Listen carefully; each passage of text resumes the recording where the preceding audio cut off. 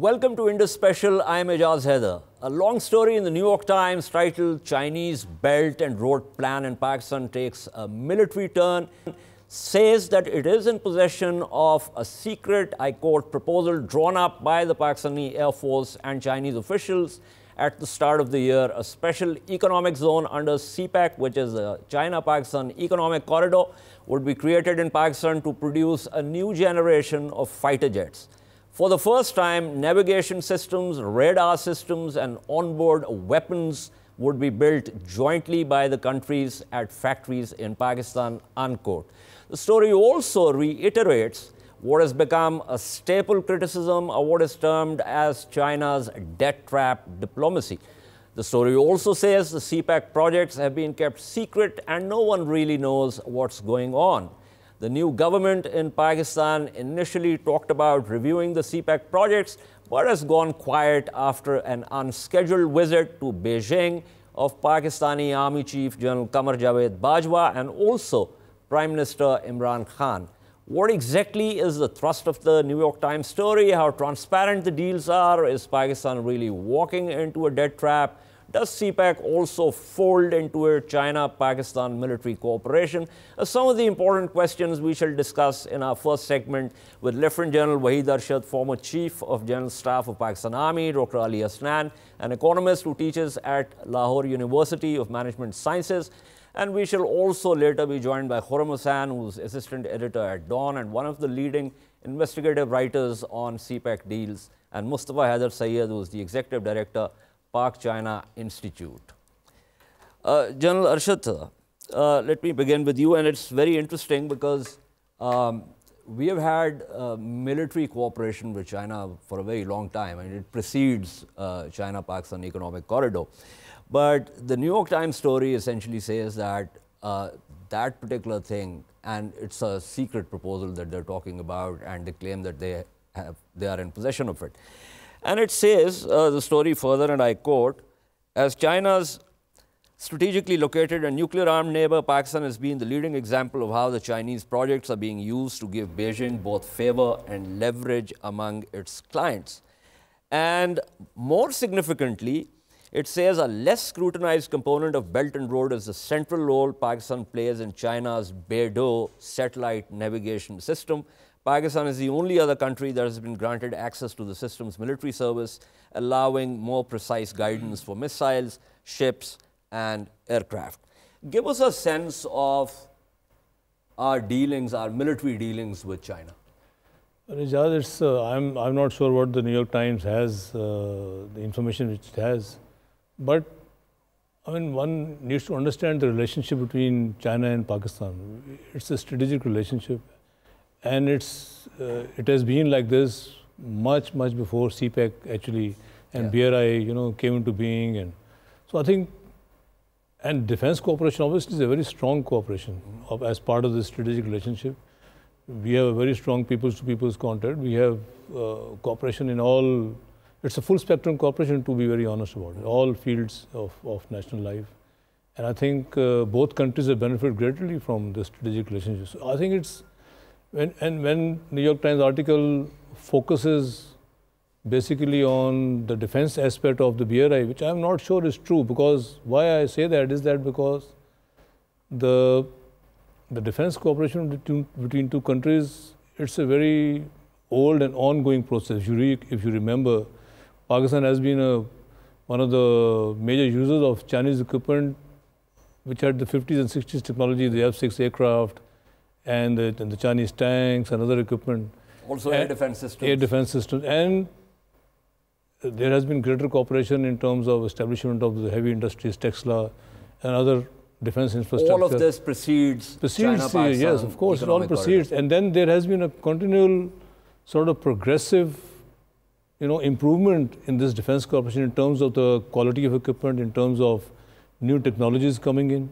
And may I say that it's both Chinese and Pakistani scientists and technicians and people who understand technology. The cooperation has benefited from both sides. Pakistan has given a lot of input to Chinese in terms of development of systems. Chinese have given a lot of input to, so it's a very strong relationship. And I don't think it has anything to do with the CPEC thing. Some of the criticism is that China essentially gets the lion's share of whatever advantage there is in this mutual cooperation, and Pakistan is likely to be left hanging out to dry. Is that a correct? No, that is absolutely not correct. I mean, I can talk it from a defense strategic relationship partnership and that perspective. I mean, Pakistan has a lot of countries from which it buys equipment, and China is one of them. Yeah. Although China is a major supplier to Pakistan, but then it's a very realistic sort of arrangement where you get equipment, you buy equipment, you participate in joint ventures, you participate in joint productions, which is not the case with Western countries, because Western countries, one, for the last so many years, other than some American equipment in terms of the Air Force and some equipment related to our war on terrorism along the Western borders, there has been no major induction of Western equipment. It has been mostly Chinese. So one of the things that we have always faced, and you having been the Chief of General Staff, you know this, it's given our defense outlay and given our security requirements, there's always a tension because we never have enough money, but at the same time we have to have some of those systems and platforms to avoid aggression. Now, one of the reasons that we probably went for the Chinese equipment, which is now catching up or trying to catch up with Western technologies, but at the time that we started getting the Chinese equipment, it was a trade-off in the sense that it wasn't technologically very savvy, but it was affordable. We could also have joint ventures and probably joint R&D.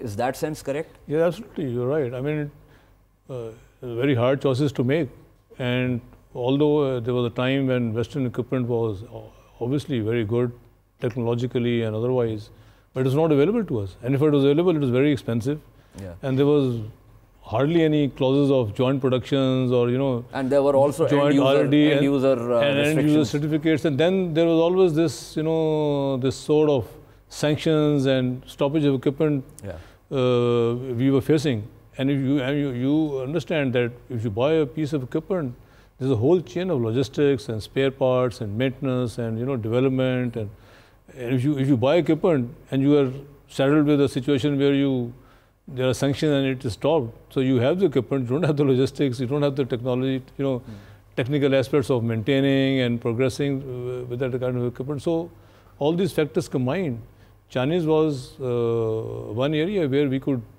get sufficiently robust and good equipment. There was this sport of joint R&D, there was joint production facilities available, and may I say that because of our own prowess of our own scientists and technicians and people, the Chinese also benefited to a great extent in R&D and in understanding how this equipment needs to be developed further to go into mid-tech and high-tech categories. So I think both countries have collaborated very wisely over the years, and I think this is, lumping it solely with BRI is not giving a realistic picture of the relationship between the two countries. And it's given the example of the Air Force. The Air Force has very old cooperation with the Chinese. Do you know the JF-17 program in Camera? Yeah. I mean, that was not an answer to the F-16 aircraft. It was actually this story, what it tries to do is, and it's a long story. I mean, it's spread over 7 pages. What it tries to do is that it says that it does agree that there is old cooperation, but then says that a lot of this military thing is now being folded into the CPEC money that's coming in. I'll come back to some other aspects of defense cooperation. But on this note, Dr. Ali Hasnan, one of the points that the story makes is lack of transparency in terms of a debate in relation to the CPEC deals. Now, this has been going on for the last 6-7 years. And you are an economist, you look at these things. Do you get the sense that we haven't really had informed debate on the CPEC projects? I do, although I should preface that by saying that that's both because of a lack of transparency or just a slow diffusion of information by the government, and also a lack of reception or a lack of demand by the civil society. And so if you look at, there are a few indicators that one can look at. So just this morning I was looking at Google Trends. So what are Pakistanis searching for? And I was comparing CPEC and Panama. And Panama actually rises above once it starts later. Obviously, CPEC, it rises above in terms of how much it's searched. And often the spikes are larger. Now, are these stats reliable? They're fairly reliable. So Google Trends reports on how much people within the country are reporting on, are searching for any given sort of term. And so this is interesting because, you know, the scale of Panama is nothing compared to the scale of CPEC. So one would hope that the citizenry would be more interested in searching for CPEC. I'm also working on a newspaper study project that looks at, that allows me to categorize and search for particular terms within articles, and looking at the sort of frame of roughly the last 2 years. Out of 90,000 articles, we find that only 2,500 speak to Panama, and only just above 2,000 speak to CPEC. So there's also a lack of analysis in these categories in general. And so, as an economist, as someone who also looks at trade and you know, teaches students about these things, what is it exactly when I say CPEC, what is your first reaction in terms of what is it that you know and what is it that you do not know? Okay, so, you know, I've just talked about the how much Pakistanis are searching for, or how much Pakistanis are viewing articles in the press on these issues. Let's just think about what's been reported. And there's been relatively little, in fact, sometimes the quality of information that's reported has been challenged aggressively. So in terms of what we know about CPEC, we know that there are those 3 road alignments that pass through the country, the work on railways and so on. And you can look at SEZs, you can look at power plants and so on, what I call the nuts and bolts of the project. To me, the thing that really worries me is that there was no sort of internal engagement with whether these things should be a part of the project. And so after the fact, once it's been offered or once it's been put on the table, it seems that a lot of the demand for these projects is ex post, as in it's a grabbing of candy that's been put in front of you, okay. Right? So SEZs, has there been a debate, indigenous debate on whether SEZs are a good idea? So special economic zones mean that you have different rules and facilities available within sort of certain islands that you have. And the theory is that investing greater in those areas means that you know, you're going to have your change leaders, if you will, that are then going to cascade into benefits outside of the SEZs. Looking at the history of, for example, China's certainly success with those things. Now we need to think our failure. Now, yes. So here's the question. Every time we talk about FDIs, when I talk to economists, they say, well, you know, you cannot really pull in foreign investment if the climate for investment is not conducive for the locals to invest in that country. And they give examples of, you know, plans like Gaduna Mazai and others, which were a total failure because the governments come in with a policy and then they change the policy, and that investment essentially goes to the dogs. So tell me, we're talking about a lot of this Chinese investment into Pakistan, but do we really have a conducive environment for the local businessmen to also invest, or to have the same terms that we are probably likely to give to the Chinese companies? I'm going to read 2 different questions into that. The first is, what is the correct set of policies that you need to put in place to get your business environment up and going for your local businessmen? And the second is there a benefit to having SEZs? The first, you know, let's just go to the core. So for an economy, the foundational institutional requirements are the rule of law, property rights being in place, Correct. and a strong contract enforcement. Correct. Along with work on human capital. Are those things available? Right? So do you have, if you've set up an investment and the local thug sends somebody to threaten you and you don't, for example, make a payment, if they were to come in and trash your facility, how likely are you to get justice? Okay. Right? Those are things that will feed into how likely you are to invest in certain places. It feeds into the risk profile you have. So essentially, we don't have a conducive environment for investment. So what we are doing is that while local investment is essentially almost not there, we are getting the Chinese or any other foreign direct investment, investors who come in and invest here, and obviously there we have specialized ways of dealing with their complaints, and that doesn't really, to me, sound good for investment overall. This is not a China-specific problem. Yeah. It's a Pakistan-specific problem. Okay. Our major problem is that we have not invested in local policy capacity. So if you can look at, for example, the capacity within the Planning Commission, and you compare it to something like South Korea's sort of the institute that they set up, the Korea Development Institute, that was configured on the Planning Commission template. The capacity there today is far beyond anything we have. Okay. Okay. And so the problem there becomes, there's just been no, once a project is put in front of us, has there been a cost-benefit analysis that's been done? That's the first basic thing, right? So when we talk about an external investment coming in, what are the assumptions we're making about how we will get return on that investment, and then make the payment, right? So a debt, a lot of the international news is now talking about the debt problem. A debt in and of itself isn't necessarily a problem. The question is, are we then generating enough revenue and then sort of making sure that we're paying back on that. Okay. We are also joined by Mustafa Haider Sayyed. Mustafa, thank you for being on the program. Just bear with me. I need to go back to General Wahid Arshad. General Arshad, this whole thing about the navigation system.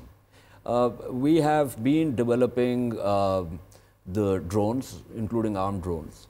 And we obviously need the kind of satellite link for beyond line of sight operation of the drones. So unless you have that, you can't do the BLOS.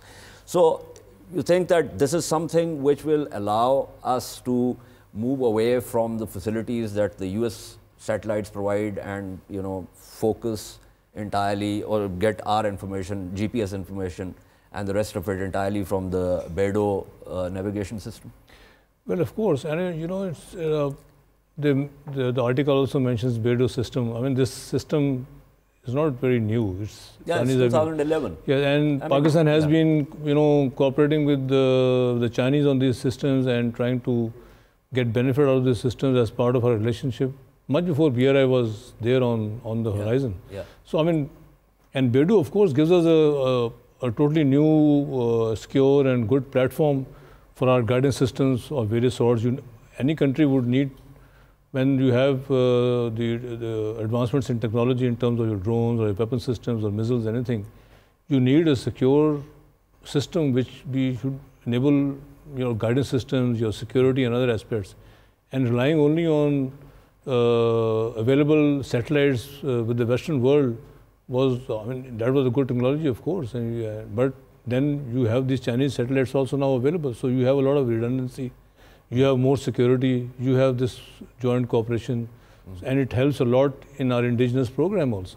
So, but does this also mean that we need to develop more drones and in terms of coverage of area, because recently there was an incident in Balochistan. In fact, the Iranian ambassador was called in and we issued a day march. So when the convoys are moving or when the fighting patrols are moving, that we actually give them eyes in the sky in order for them to know exactly what the terrain is, if they are going to encounter an ambush or something like that. Are we thinking in those terms? Of course. I mean, we started off in a very focused and robust manner, aggressive manner, when we started our operations in Swat, if you recollect. And at the time... And we were using this? And we were using a lot of drones, indigenous drones, as well as imported drones in FATA and other areas, because you can't afford to go into such kinds of operations, even if it is conventional operations or operations, small level tactical operations against militant groups and terrorist groups. You need to have a visible battlefield, so to speak. Absolutely. Come back. And you can't have command and control, and you can't have their reaction unless the battlefield is lit and you have the... Absolutely. So you have to develop all these. I mean, you need to have eyes. This is critical that you have eyes, both in terms of conventional war capability as well as in terms of your capability to fight militant and terrorist groups in FATA or elsewhere. Okay. Let me just go to Mustafa Haider Syed. Mustafa, we were discussing the New York Times story that talks about what it says, that the CPEC thing, and I can, if I just reproduce the caption it has, China's Belt and Road Plan in Pakistan takes a military turn. Now, you head this China-Pakistan Institute, you deal with the Chinese experts, you also do seminars and put out reports and everything. Have you noticed, and you know, the New York Times story talks about a secret proposal and they say they are in possession of that. Have you come across any such news that within the CPEC money coming in, Pakistan and China have also sort of wrapped the military component in it? The day since the China-Pakistan Economic Corridor was signed and the Belt and Road Initiative began, we've been seeing stories which are centered around fake news and which aim to discredit or make it controversial, or to make it sound like the CPEC or the Belt and Road Initiative is against a particular country or a particular interest group. And I think the New York Times story is a continuation of that. That said, the China-Pakistan Economic Corridor, as we know, has been centered around energy projects, water, infrastructure primarily. And it's been a purely economic project in which Chinese companies are investing in Pakistan's economy. Okay. So thus far, there has been no military angle to it. However, Pakistan and China have had a historical, very close defense and military cooperation. Correct. So should in the future there be a consideration of having closer defense ties which are dovetailed with China-Pakistan Economic Corridor, I don't think that should come as a surprise, because we've already been having one of the biggest buyers of Chinese arms is in South Asia's Pakistan. So Correct. if we add that to the China-Pakistan Economic Corridor, I don't think that should come as a surprise to people. So what you're saying is that currently the CPEC framework is essentially about energy and economic cooperation. There has separately been, historically speaking, there's been military and defense cooperation and R&D between China and Pakistan. And you were saying that in the future, some of it might get folded into CPEC, but that is not the case at the moment. Yes. So as you know, there's a long-term plan which keeps on evolving with the JCC meetings, with the joint working group meetings. For example, just 2 days ago, a new working group has been established for socio-economic development as per the new Pakistan government's request, right? So it has evolved, a new working group has been established. And I don't think that we can say that in the future a new working group will not be established. I think we should keep it open. And as the priorities of Pakistan and China change and discussions evolve, since it's a project of 2030 and beyond, I think defense should be something that we should welcome if that is considered by both the countries and for the interests of both the countries. Okay, so this story also talks about strategic spots in the Indian Ocean, including places in Sri Lanka, Bangladesh and Malaysia, and says Chinese official insists that the ports would not be militarized, but analysts are wondering whether China's endgame is to muscle its way onto coastal territories that could become prime military assets, much as it did when it started militarizing contested islands in the South China Sea. Now, this is also something that we have seen repeatedly come out of the US and the Western press. So how do you look at that? Because they are also throwing in Gwadar into this. Yes. You see, one of the reasons why is seen as the converging point of the 21st century maritime Silk Road, which is the maritime transportation route, and the Silk Road economic belt, which is the land route, is because Gwadar, apart from the shorter distance and being more cost effective, is also safer. It provides a safer access for goods to be transported to different countries, and it's in an area which is in a sphere of influence of China. So that set of the South China Sea and of course, the Asian pivot, which President Obama announced and which has been reinforced by President Trump's South Asia strategy, where it endorses, quote unquote, the leadership of India in the Indian Ocean. In fact, it says Indo-Pacific now, not just the Pacific, but Indo-Pacific. Yes, yes. So that is certainly a very important part of the Belt and Road Initiative, that the commerce that happens within the Belt and Road countries is unhindered and not jeopardized, and no countries leverage their military bases to hamper potentially or threaten the commerce between the Belt and Road countries. Okay. And Gwadar being the center point of that, I think if there is security being provided, and of course the Pakistan Navy is playing a very important role, they've created a special task force for protecting Gwadar and the commerce which will happen via Gwadar. So if there is any effort to preempt any threat to the commerce of China-Pakistan economic corridor, which is to take place via Gwadar as a defense mechanism, I also think that should be a very welcome initiative, and every country has the right to protect its interests. Okay. And particularly with the discovery of Mr. Kulbhushan Yadav in Balochistan. Okay, that's another topic. Thank you, Mustafa Haider Syed, for speaking to us. We are also going to get hold of Kurama San, but before that, General Arshad, this entire thing about Gwadar and the fact that the Chinese want their naval presence along some of the most busy sea lanes of communication, and they're also talking about the American approach to the Pacific, Chinese militarization of islands, and China's power projection. So somehow we seem to be part of all this on the Chinese side. Do you really think that we should be seen as siding with any one of these, the emerging power and the one which is historically has been the superpower? Should we? See, if you look at it from that strategic perspective, I mean, there are realignments going on in the Indo-Pacific region. And I mean, US South Asia strategy and its pivot to Asia strategy is very clear on its own interests and who they term as their enemies. I mean, Chinese, the Russians, and I mean, it's very, very, very transparent sort of strategy, and it's been announced. So, I mean, there are realignments going on. I mean, Pakistan, obviously, I think has done a good thing too, and it's not that we've recently joined the Chinese. We've had this strategic relationship much before pivot to Asia and things like that happened. Yeah. So I think we are in alignment with China and other countries who also see the strategic perspective the way the Chinese are looking at it. I think it's a good thing to happen.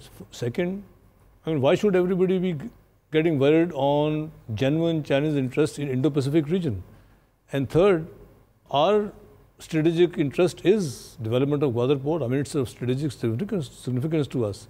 And if we are doing it with the help of the Chinese, who are our strategic partners, I mean, we should not be worried. I mean, the Western world is worried because when you look at the Indo-Pacific and you have these Chinese interests in the Indian Ocean, and you find Chinese now being able to use... So they are projecting power. Of course. I mean, they are projecting power. If other countries can project power, I'm sure Chinese can also project so the power. Chinese Nothing wrong with that. But here's the thing, Kurama San has also joined me, and I'm going to go to him. But one of the things that those who write about CPEC, especially in Pakistan, or comment on CPEC, get a sense that from a geostrategic perspective, and that's the area where the military has always been predominant, people who are critical in the sense that they want greater transparency are for some reason considered as being opposed to CPEC. Now, Kurama San, who has written lots of investigative analyses and also stories on CPEC, is with us. So I'm going to take this to Kurama directly. Kurama, when we say CPEC, what is the first impression in terms of someone who investigates and writes and analyzes about CPEC? What is it that you know, and what is it that you think you do not know or you do not have access to? What I don't know is where CPEC is taking us. Okay, what is the ultimate goal or destination, or even the direction in which this whole enterprise is going? Okay. And the reason I say that is because the official explanations and the official narrative that has been built around CPEC by the government of Pakistan, mind you, makes little sense. In fact, it makes no sense. Okay. Because we are told that it's a connectivity enterprise, and that by connecting Pakistan with the economies of China and Central Asia, it will have a game-changing and transformative impact upon Pakistan. Okay. Now, this makes no sense because the economies that are being connected are actually not very large. And anyone who has done economic theory will tell you that economic relationships can have a transformative impact only when there is a very large economy that you are connecting with. So, and then we are told that again from the government side, that a certain proportion of Chinese trade will get diverted to CPEC because of, and then we are told about warm water ports and whatnot, and none of that makes sense. Because China's major industrial base is very far away. It's in the east. Absolutely, in the west and southwest. And it makes no sense via overland transport to bring those goods overland all the way across China, over a 16,000-foot mountain pass, all the way down Pakistan to Gwadar. Correct. So economically, it's not making much sense. Now, we have two additional theories beyond the connectivity line. Okay. One of those says that the CPEC is about actually the special economic zones and the absorption of surplus capital, surplus labor, and the relocation of industries out from China to other countries, of which Pakistan will be one. It will be one recipient. Okay. And also investments in Pakistan's agriculture to help shore up China's own food security. And as you know, Ijaz, China's food security is increasingly fragile as the years go by. So it became a net importer of food sometime in 2007. That dependence on imported food is growing, and there is a great deal of concern in the Chinese government about its future food security. And we know and we can see that in the discussions in CPEC, especially, with the 7th JCC that was held last year and the 8th JCC that is being held right now as we speak, there is a great deal of emphasis on agriculture, on Pakistan's agriculture. So that's fair enough. So this would be an additional economic dimension over and above the connectivity one. Okay. But then there is a third dimension that keeps coming up and keeps being swatted down by both the Chinese and Pakistani sides, and that is the strategic one, that is the military engagement. That is what the New York Times story talks about. Which is what the New York Times story talks about, and they actually mention in that story that they have reviewed the documents on the basis of which a defense cooperation is being increased between China and Pakistan. What is not clear to me, however, is whether this has something to do with the Belt and Road or not, because Pakistan became one of the biggest customers of Chinese military hardware. Much before CPEC. Yeah, absolutely. Before CPEC. Absolutely. Kurama, stay with me, Dr. Osman. Kurama talked about connectivity and the small economies. Now, a couple of weeks ago, I did a program on the World Bank trade report, and I asked Sanjay Katuri, I said, what is the model that you're using? And he talked about the gravity model. And so one of the criticisms is that, well, you look at the trade between Mexico and the US, or you look at the trade between US and Canada, or US and Western Europe, and you simply apply that model, which is not the right thing to do, because those economies are completely different, their R&D scale, their manufacturing scale is completely different. So connectivity, so that is one point. The other point is that our borders are sealed, closed. So connectivity doesn't really work that way. And this is something that I'll take to General Arshad also. But what do you say about that? So connectivity, as Kurama has pointed out, if you were to model a simple gravity model, then well, China is a large economy very close to us, and just sort of opening up this border would manifest in an increase in trade. Much easier to open up the border with India, leaving strategy aside, which you obviously can't. The issue internally becomes about connectivity of industry within the borders.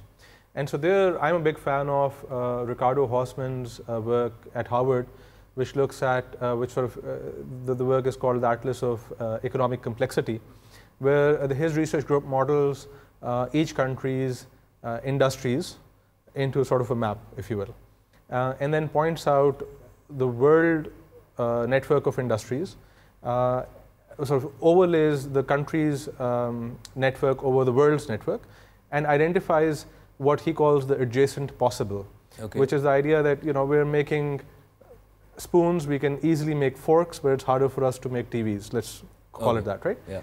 Now, the question for us, for CPEC, if we're going to take it as a given, is what are the connections between the economies or the sectors that we're in today and the ones that we want to get to, and what are the steps that we take to that?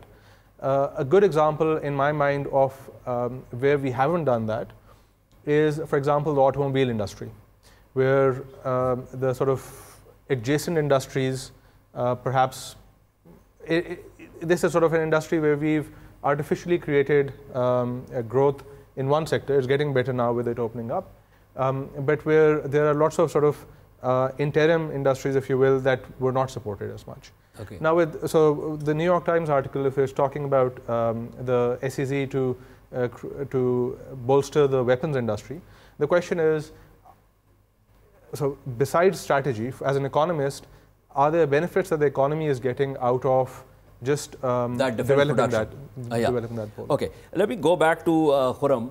Khurram, so what I get from what you have said is that connectivity, agriculture, and the third theory that you talked about. So even as someone who has constantly written about this and who keeps tapping sources, you're not really clear on where to put your finger as far as CPEC is concerned. Is that correct? Yes, that's correct. Okay, so in that case, what exactly do you think the government should do in order for that to change? I think we need a clearer picture on the long-term direction in which CPEC is going to take us. Okay. Because if there is indeed a military dimension to it, and this question keeps coming up. I have never worked on that side of things, Ijaz. I myself work on economic issues. Correct. But I noticed that this keeps coming up. Every so often, in some capacity or the other, it comes up that there is some kind of a military dimension that is at play. You might recall about less than a year back, there was a report that gained a lot of traction in international media that an additional naval base is being built in the port of Jivni, which is just due west of Gwadar. Yeah. And that had to then be denied, but then people who were there were adding their voice and saying, no, apparently it's being done, and then suddenly the whole matter disappeared. And then we've had, other issues such as these that keep coming up again and again. Okay. The thing is, if a military and a strategic dimension is mixed in with it, with the whole enterprise, then we are talking of a very different a very different thing than just a purely economic-driven connectivity paradigm. And I think the kind of country that we are, a democratic one, where decisions are made with at least some level of transparency and some level of consultation, that the country deserves to know that this growing embrace of China, where exactly is it taking? Okay, thank you so much, Kurama San. You're talking about transparency. So I have to wrap up the segment, but final question to you.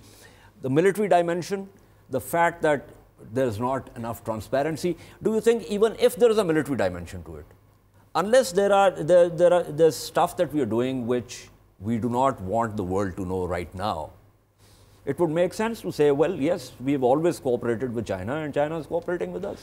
I mean, Ijaz, I think, everybody should, in the country at least, should be clear that we have a strategic partnership with the Chinese. Correct. I mean, it's not only related to CPEC and economy, which is only one part. Yeah. I think there is in terms of geostrategy in the Indo-Pacific region, there is convergence of strategic interests between China and Pakistan. I think both are cooperating. I think it's a good thing to do for Pakistan. It's a good thing to do. And second, and it will help us in developing our Gwadar port, it will help us in economy, it will help us in defense cooperation. So I don't find anything wrong in that. But we do need to have a debate because we don't want to get into a debt trap. The problem is that, for example, Kurama was talking of that Chinese industry is all in the east. The Chinese want to develop the remaining part of the country, which is West China. Yes. You see, so all this is going to develop West China. They're not going to develop West China from East China. East and South. So that is number one. Number two, you talked of connectivity. At the moment, it is Pakistan-China connectivity. Afghanistan stabilizes, you'll have connectivity to Central Asia. You can have connectivity with the Indians. They have refused. We haven't. Okay. So, I mean, it's the BRI or the CPEC with its economic as well as military as well as geostrategic, spectrum. I think it's a great thing to have. Okay. Thank you so much, General Wahid Arshad, Dr. Ali Hasnan, for talking to us. We shall take a break, and when we return, we'll discuss Turkey's dilemma in arms procurement from Russia and also the US. Stay with us.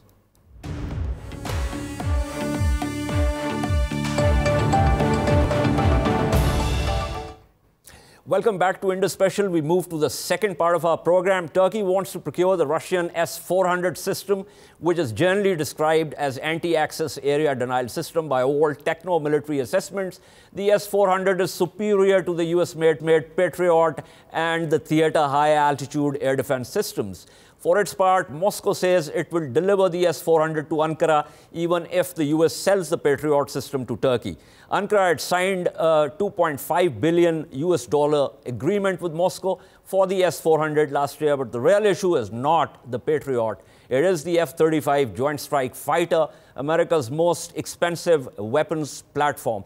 The S-400 and the F-35 are systems meant to compete with each other and in a conflict to destroy or neutralize each other. How will this work, if at all? To discuss this, we have with us Egemen Bagis, a Turkish politician, and Vadim Kozhulin, an expert in security based in Moscow. Let me begin with Mr. Bagis. Mr. Bagis, this has been actually going on, and in fact, when India bought the S-400 system, the experts wrote about the fact that India will now not be able to get the platforms from the US because obviously these systems are not compatible and the Americans would not want the S-400 system to pick up the specifics of its aircraft like F-35 or any other aircraft that India might want to buy from the US. Now, obviously, Turkey faces the same problem. Just give us a sense of how Turkey plans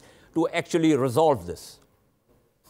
Well, Turkey has made a deal and signed an agreement with the Russian Federation. We are buying the S-400s, but prior to making this agreement, prior to signing it, we did shop around and we asked our American colleagues, we asked our European colleagues, we asked our Chinese colleagues for options. And after thorough analysis and very delicate consulting on different options, we decided to go with the S-400s. And Turkey has already signed the agreement, has already paid the advance payment, and the Russian Federation is in the process of preparing the order, and they will be placed in the necessary parts of Turkey.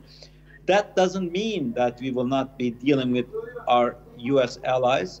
As you know, both Turkey and the United States are NATO allies, and we are working with them on many different projects.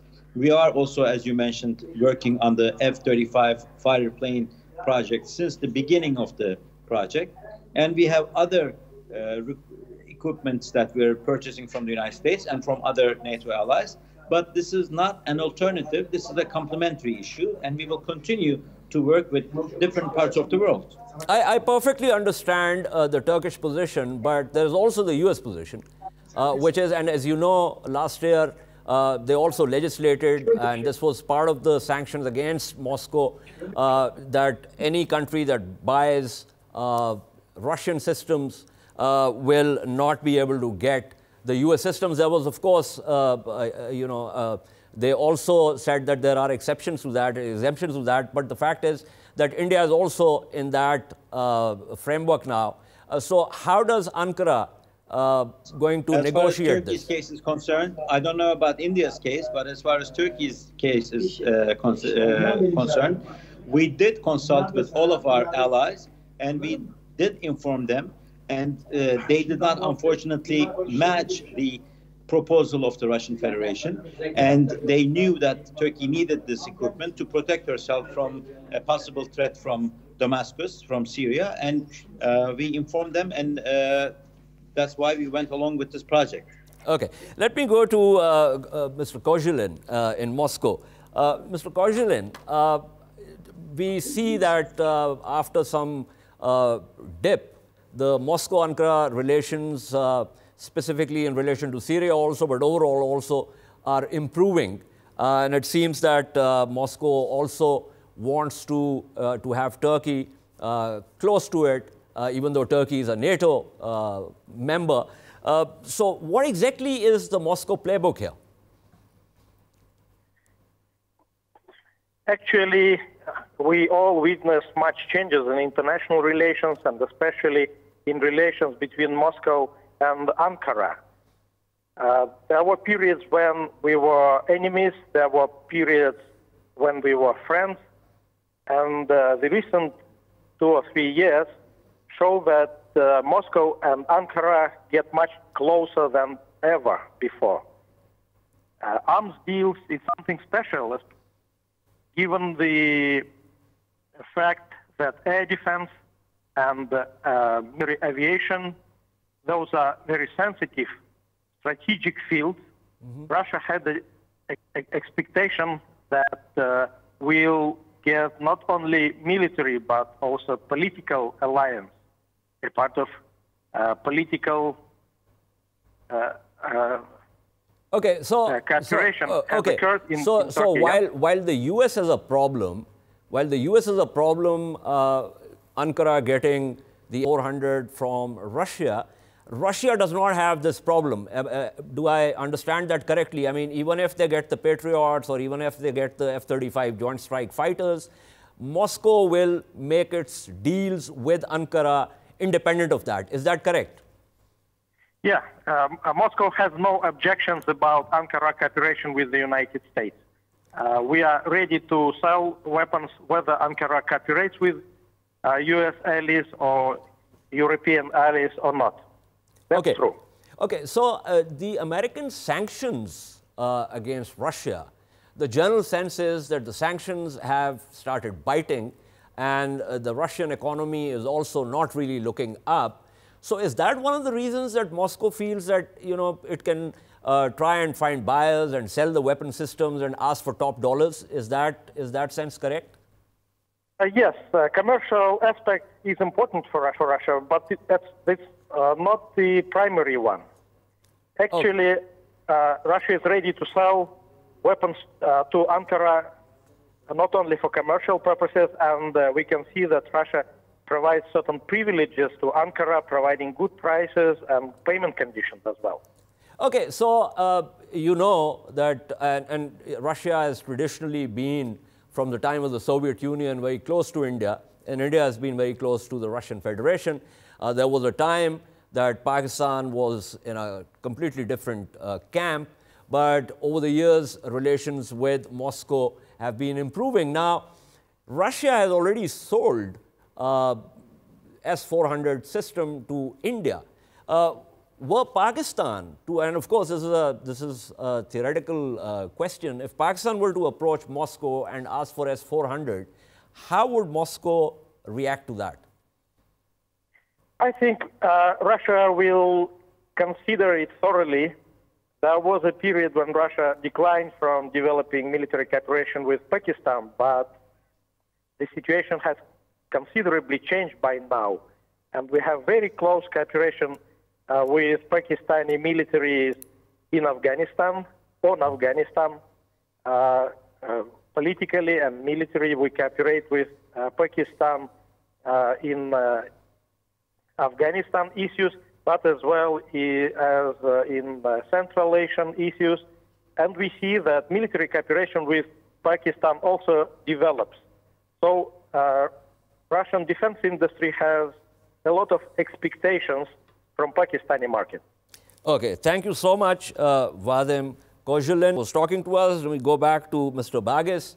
Mr. Bagis, relations between Turkey and the United States over the last 2-3 years have not really been very pleasant, despite Turkey being a member of NATO. Now, Turkey is obviously making overtures towards Russia also, but at the same time, it's important for Ankara to continue to have relations with the United States. What exactly is Ankara's playbook as far as the United States is concerned? Turkey is the most eastern part of the West and the most western part of the East. Okay. Turkey is a part of Europe, a part of Asia. Turkey is a Black Sea country, a Mediterranean country, a Balkan country, a Eurasian country, a Caucasian country, all at the same time. And that unique characteristic, it gives us different responsibilities. And we have served as a bridge for centuries, and that's what we intend to do from now on as well. So we try to connect people, we try to connect civilizations, we try to connect supply and demand, and we try to connect continents and superpowers. Turkey has good relations both with Russia, the United States, China, Pakistan, India, countries in the Gulf, and European Union as a candidate country. And Turkey will continue to become a piece of stability and safe haven. And we are now cooperating with our Russian colleagues vis-a-vis future of Syria. We are also at the same time cooperating with our American allies vis-a-vis future of Syria and Iraq, and they seem to be cooperating as well. So the irritants, like after the coup, the Ankara's demand that because Ankara is now obviously going after the Gulenists for Gulen to be brought to Turkey, a demand that the US does not agree with. You think these irritants can be smoothed? Gulenists are terrorists, and many countries, including Pakistan, have declared them as terrorists. Now, the United States, our allies, are looking into the cases, into the documents we have provided them, and FBI has already started an investigation on the Gulenists. And we are hoping that they will realize what a big threat they have on their laps, and they will get rid of that threat, that danger, by extraditing Gülen to Turkey. But there are other issues such as YPG and PYD in Syria. Yes, that's another irritant. Which is another affiliation of PKK terrorist organization. United States and European Union has already declared PKK as a terrorist organization. So their divisions with different names should not be considered as political organizations. And President Trump has realized that the US troops in Syria need to come back home, and that's going to increase Turkey's responsibilities to fight against terrorism. Yes, that must make Turkey very happy. Thank you so much, Egemen Bagis. I'm sorry, this is all the time we had for this. We shall see you next week. Until then, it's goodbye.